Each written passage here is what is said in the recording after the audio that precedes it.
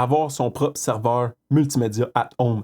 Avantages et inconvénients. Premier avantage, on va parler d'un service qui n'est pas limité au niveau de l'accès, donc on peut y avoir accès partout au travers du monde. Deuxième point, on n'a pas besoin de payer d'abonnement, que ce soit au niveau Disney, Netflix, Prime, tout ça, on n'a pas besoin de payer ces prix exorbitants d'abonnement-là pour avoir ces services de streaming-là. Le troisième point, on a une qualité supérieure tout dépendamment de l'encodage qui est utilisé pour notre serveur multimédia. Si on parle d'inconvénients, on va avoir besoin d'un coût initial beaucoup plus élevé. Donc, une machine comme ça en arrière, comme un serveur Plex que je vous ai défini dans une vidéo complète, ça peut tourner autour de 1000 $, 1200 $. J'ai été un petit peu future-proof, mais ça reste quand même assez dispendieux. Deuxième point, on doit s'occuper de l'électricité. Donc, la machine va rouler 24/7 pour écouter nos différents films. Donc, on doit considérer le prix de l'électricité à l'intérieur de ça. Troisième point, c'est qu'on va devoir maintenir ce serveur-là. Donc, que ce soit des mises à jour, le stockage, le hardware, donc l'équipement à l'intérieur, on va s'assurer que, dans le fond, il est à jour. S'il y a des bris, c'est à nous de s'en occuper. Après ça, est-ce que tout ça pris en compte, ça vaut vraiment la peine d'avoir son serveur Plex at home, sachant que c'est un petit peu plus pour les geeks?